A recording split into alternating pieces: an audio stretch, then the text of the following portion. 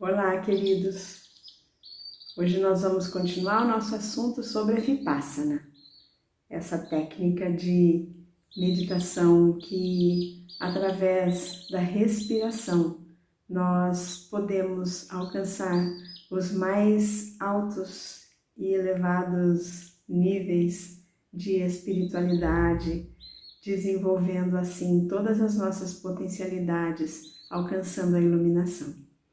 Então, só relembrando, porque nós fizemos, eu acho que aí umas 3 ou 4 meditações baseadas na filosofia do Vipassana.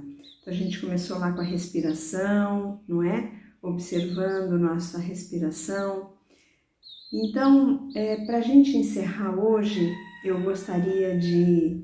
E assim, que fique aqui um convite para que vocês estudem mais esse tipo de meditação, pratiquem, porque é a meditação mais simples que existe e ela é pura transformação na nossa vida. Estou deixando 2 links aqui embaixo, na descrição desse vídeo. Um deles é sobre uma penitenciária que nós vamos comentar hoje e o outro é sobre a produtora desse vídeo, que é uma pessoa fantástica, vale a pena assistir os 2. O vídeo da penitenciária, ele tem 53 minutos, vai passar como se fosse 3 minutos, de tão interessante, de tão rico que é. Então eu super recomendo vocês assistirem esses 2 vídeos. O dela é inspirador e o sobre ela, né, sobre o desenvolvimento desse documentário, e o documentário em si é mais inspirador ainda. Então vamos relembrar, Vipassana é uma técnica de meditação que foi resgatada pelo Buda 2.500 anos atrás. Então ela se baseia simplesmente no respirar. Então tem alguns passos que nós vamos relembrar. O primeiro passo, vocês estão lembrados? A abstinência. Então, se abster vai parecer estranho para vocês, mas num contexto, né, de época e inclusive não tão distante de nós, vocês vão ver nesses vídeos que se torna bem real, tá? Bem necessário. Então, se abster de matar, se abster de roubar, se abster de mentir, se abster de relações sexuais e se abster do uso de qualquer entorpecente, qualquer tipo de droga. Esse é o primeiro passo, abstinência. Segundo passo, desenvolvimento de domínio mental, que é o que nós fazemos através da respiração, o domínio mental, trazendo toda a nossa atenção para a respiração. Então, lembrados que nós fizemos até o triângulo, sente só as narinas. E aí, o terceiro passo, que é perceber as sensações no corpo, que a gente também vem fazendo através desse exercício de nós observarmos o nosso pé, o dedo do pé e assim por diante. Então, são esses os 3 passos do Vipassana, e aí nós falamos sobre 2 grandes premissas dessa meditação também, que é a impermanência das coisas e a equanimidade.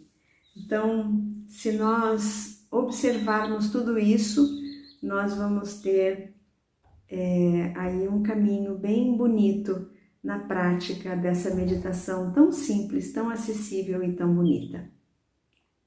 Eu gostaria de contar para vocês hoje como que essa meditação ficou popularizada no Ocidente, como que ela ficou conhecida no mundo, através de uma prática que foi desenvolvida dentro de uma penitenciária. Então, lá na Índia, em Nova Delhi, tem uma penitenciária chamada Tihar. Eu acho que ainda existe, porque isso foi na década de 90, tá? E ela era conhecida como a maior, a mais violenta, a mais suja, a mais desumana de todas as penitenciárias. Ela tinha 10.000 detentos. Vocês imaginem 10.000 presidiários em condições subhumanas. Aí essa prisão, ela estava totalmente sem controle, os diretores não sabiam mais o que fazer e ouviram falar de uma mulher que era considerada uma pessoa com elevados padrões morais e uma pessoa muito firme, muito determinada. Então, ela foi convidada em 1993 a dirigir Tihar. Tihar é essa prisão que foi apelidada de Inferno Real. O verdadeiro inferno se encontrava dentro dos muros de Tihar. E aí chega essa mulher, sorrindo, com uma presença muito singela, cumprimentando todos com um sorriso no rosto, algo que ninguém conhecia dentro de Tihar. E logo que ela chega lá, ela percebe que aquele lugar precisava de muita ajuda. Ela sabia, ela tinha isso como senso comum, que todos aqueles que cometem um crime precisam ser punidos.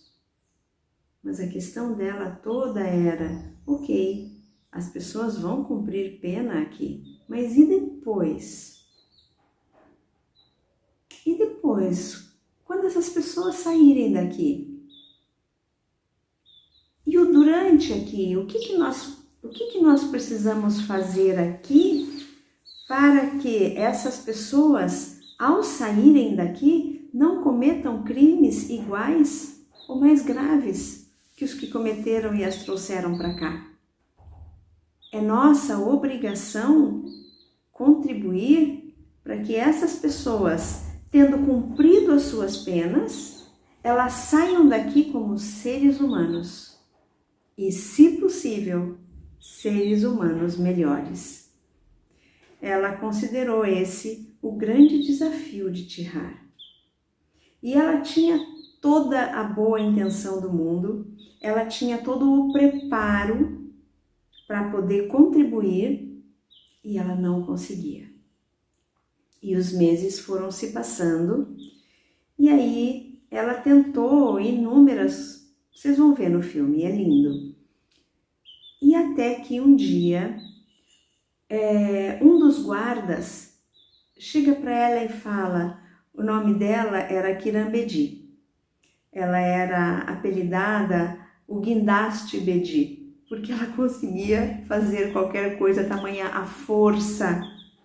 E na verdade aqui nós estamos falando de força moral dessa mulher, Aí esse guarda chega para Bedi e fala, Bedi, é visível a sua preocupação, é visível o seu empenho em tentar melhorar essa prisão. Eu talvez tenha um caminho. E aí ela falou, me diga, qual que é o caminho? Ele falou, eu acho que o caminho é a Vipassana. Ela falou, mas como assim? O que é Vipassana? Ele falou, Vipassana é uma meditação. Aí ela falou, uma meditação? Ele falou, sim. Eu era um homem muito violento, com a minha família e aqui dentro também. E eu fiz Vipassana e eu me transformei. Pergunta para os meus colegas como que eu era antes de Vipassana e como que eu sou agora. Aí ela falou, nós temos que trazer isso para cá, vamos trazer. Ele falou, mas a senhora não quer conhecer, não quer saber o que é? Não, nós vamos trazer. O que nós precisamos fazer para trazer Vipassana aqui para dentro? E aí então ela entrou em contato naquela época, não é? Com os maiores nomes de Vipassana, aquelas pessoas que realmente poderiam trazer a Vipassana na sua íntegra para dentro da prisão. Falou com o Sr. Goenka, a gente inclusive mencionou o nome dele aqui em algumas meditações passadas. E ela então pensou o seguinte: onde está o nosso foco? O nosso maior problema aqui dentro? Talvez muitos de nós pensássemos, vamos pensar nos presidiários mais violentos. E ela pensou, o nosso maior problema são os guardas mais violentos. Então nós vamos começar por eles. Então ela fez um teste. Ela conversou com essas pessoas que conheciam o Vipassana e poderiam ajudá-la, e ela então fez o teste com quem? Com os guardas mais violentos. O retiro de 10 dias, como nós já falamos para vocês aqui, esses guardas passaram e eles saíram diferentes, bastante diferentes, muito impactados. E ela falou, talvez isso realmente funcione. Aí ela falou, nós vamos primeiro, antes de cuidar dos detentos, nós vamos cuidar da nossa equipe. Então ela fez com a equipe, aí tiveram em novembro de 1993, no mesmo ano que ela chegou, olhem a revolução que essa mulher causou. Em menos de um ano, eles tiveram o primeiro retiro de Vipassana em Tihar, com 100 pessoas participando. Para logo em seguida eles terem um retiro de 1000 detentos, 1000 pessoas. O trabalho dessa pequena mulher, dessa pequena grande mulher, foi tão magnífico, foi tão gigante, foi tão grande, que essa notícia se espalhou pelo mundo inteiro. E todos ficaram conhecendo a Vipassana como aquela meditação que transformou um inferno num lugar habitável, num lugar possível de se viver. Nos últimos minutos desse vídeo, tem ali o que eu considero a frase mais linda, mais emocionante, e que eu acredito que é o motivo, a base, a resposta, o porquê que essa mulher conseguiu tudo isso. Tem um narrador, né, nesse documentário, e tem várias pessoas falando, e tem um presidiário que desde o começo ele fala. Ele narra algumas coisas, e no final ele está falando, e ele diz que em algum momento, depois de Vipassana, né, depois de eles já estarem com Vipassana sendo aplicado, utilizado lá dentro, eles estavam numa conversa de Bedi com os presidiários, e um dos presidiários pergunta para ela, mas Bedi, você realmente acredita que existam pessoas boas no mundo? Você realmente acredita que existam pessoas que possam trazer para esse mundo um lugar melhor? E ela falou, sim, claro que eu acredito. E ele falou, mas onde estão essas pessoas? E ela fala assim, aqui, vocês. Então, essa crença no ser humano, essa crença na humanidade, é isso que nós precisamos. É isso que o Covid está nos convidando, a acreditar na humanidade, acreditar que cada ser humano, por pior que seja, vocês imaginem assassinos estupradores, assassinos em série naquela prisão, e ela dizer isso. Quando nós acreditamos nas pessoas, sem dúvida nenhuma, nós extraímos o melhor delas. Isso que nós oferecemos à humanidade hoje, a nossa crença no ser humano. Nós acreditamos na humanidade. Nós acreditamos no potencial de amor inerente a cada um, independente de seus atos. Seus atos são passageiros. Em algum momento, essas pessoas que cometem esses delitos, esses crimes, elas passarão pelas punições, elas passarão pelo que precisa passar para redimir os seus atos. E aí, então, o seu melhor terá a possibilidade de florescer, de se expandir.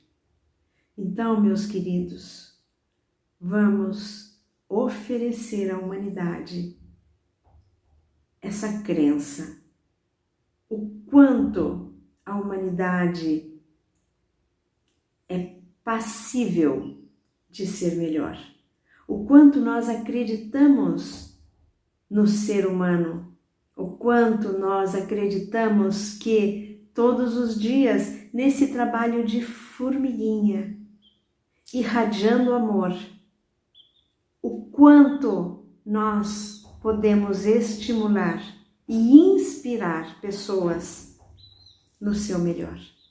Vamos lá? Vamos aproveitar, falamos demais mesmo, mas vamos aproveitar esses nossos últimos minutinhos irradiando amor. É só isso que a humanidade precisa. Isso é o que de melhor nós temos a oferecer. Vamos irradiar amor. Fechando os nossos olhos. Inspirando profunda e lentamente.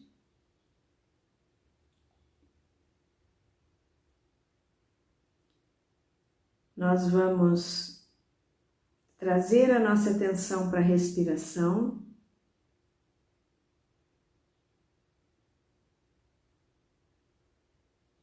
Observar a nossa respiração.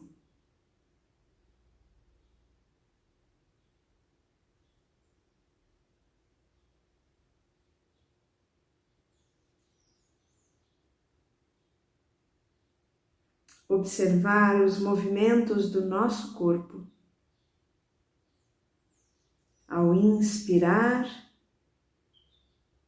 e expirar.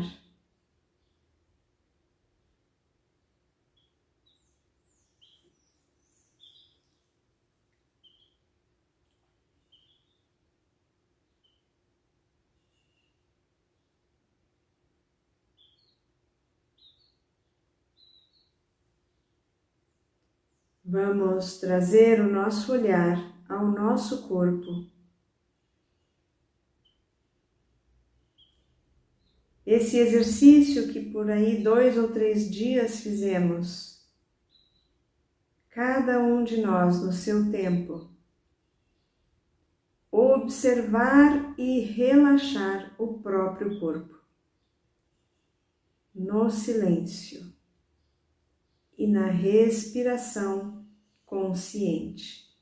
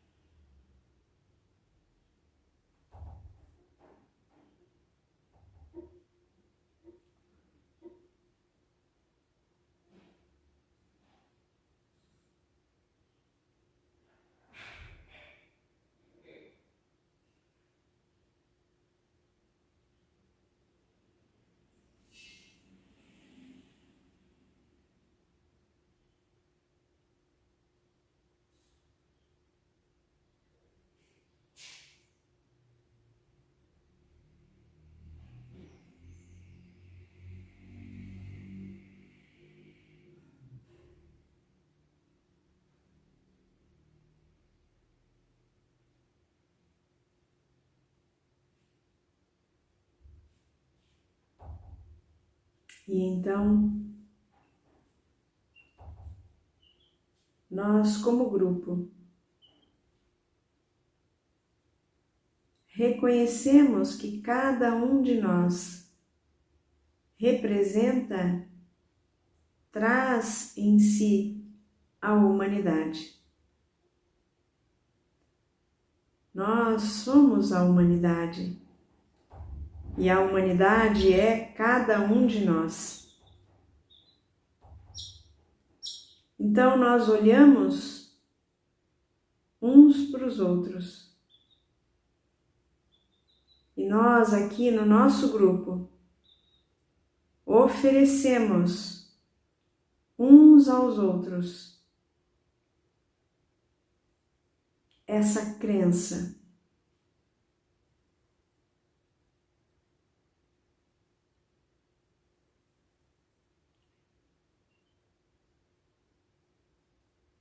Nós olhamos nos olhos uns dos outros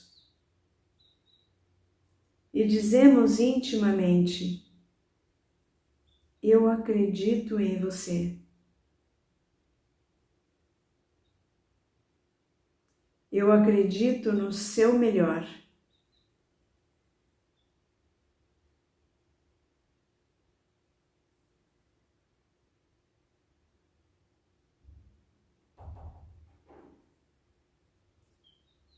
E eu irradio a você todo o meu amor.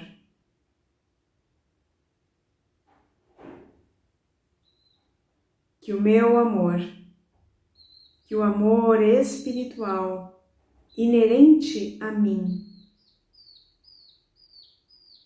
inspire o amor espiritual inerente a você.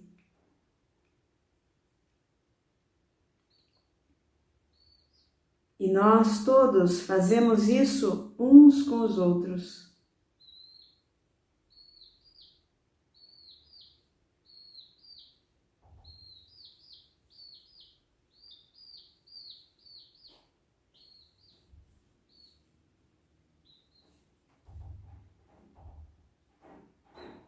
E então nos voltamos para o nosso planeta.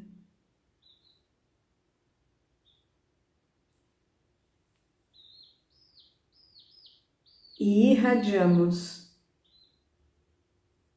esse amor a toda a humanidade. Essa energia de crença no ser humano.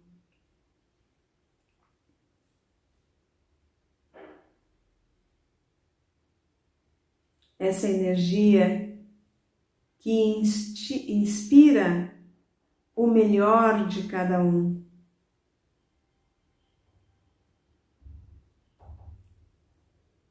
Nós acreditamos na humanidade.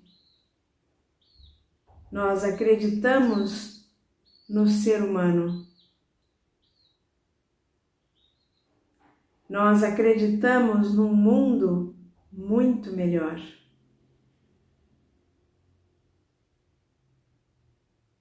E nós nos colocamos a serviço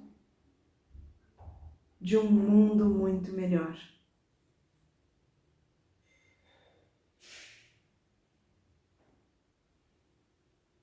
Nós acreditamos que cada um de nós é a transformação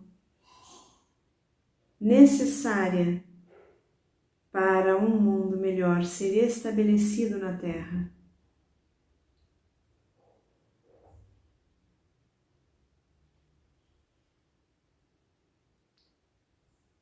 Que o amor irradiado por cada um de nós permeie todo o nosso planeta.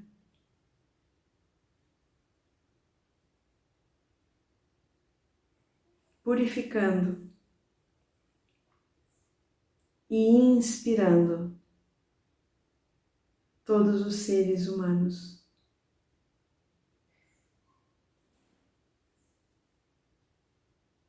E assim,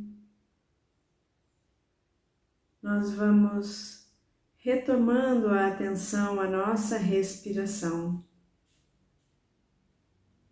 fazendo uma inspiração longa e profunda.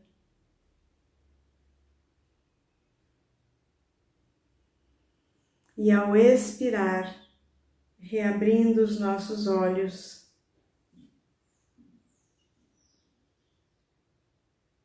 em gratidão, em muita gratidão. Obrigada, meus queridos. Obrigada por acreditarem no ser humano. Obrigada por acreditarem que nós, nesse trabalho tão singelo, trazemos uma contribuição à humanidade. Obrigada por todos os dias estarem aqui conosco. Que todos tenham um bom descanso. Amanhã estaremos aqui novamente reunidos em nome do amor. Até amanhã, queridos.